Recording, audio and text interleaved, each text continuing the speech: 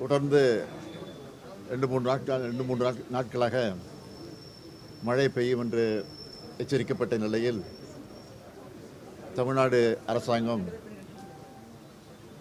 அது குறித்து தொடர்ந்து ஆய்வு நடத்தி முன்னெச்சரிக்கை நடவடிக்கை எடுப்பதற்கான எல்லா முயற்சிகளும் ஈடுபட்டிருக்கிறோம்.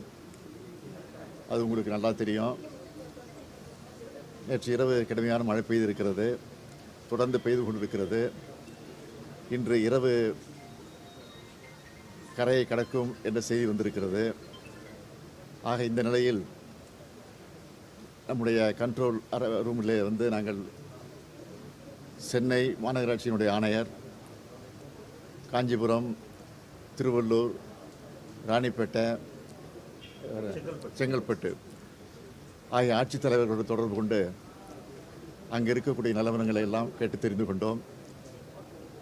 நிவாரணப் பணிகள் எந்த அளவுக்கு நடந்து கொண்டிருக்கிறது என்பதை தெரிந்து கொண்டிருக்கிறோம்.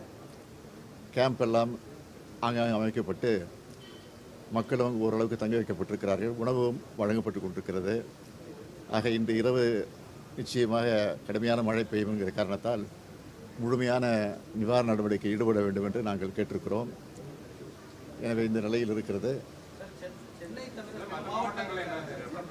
மற்ற மாவட்ட அங்கங்கே இருக்கக்கூடிய அமைச்சர்கள், அந்தந்த மாவட்டத்தை சார்ந்த பொறுப்புக்குரிய அமைச்சர்களும் அங்கிருந்து அந்த பணியில் நிறைவேற்றி கொண்டிருக்கிறார்கள். இதுவரை அங்கிருந்து எதுவும் ஆபத்தான செய்திகள் எதுவும் வரவில்லை. எல்லாம் கட்டுப்பாட்டுக்குள்ள தான் இருக்கிறது என்று செய்தி.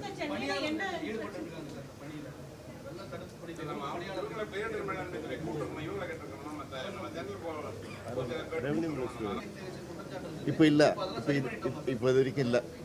இப்போ உடனே உடஞ்சிக்கிட்டு இருக்கலாம், ஒன்றும் பிரச்சனை இல்லை.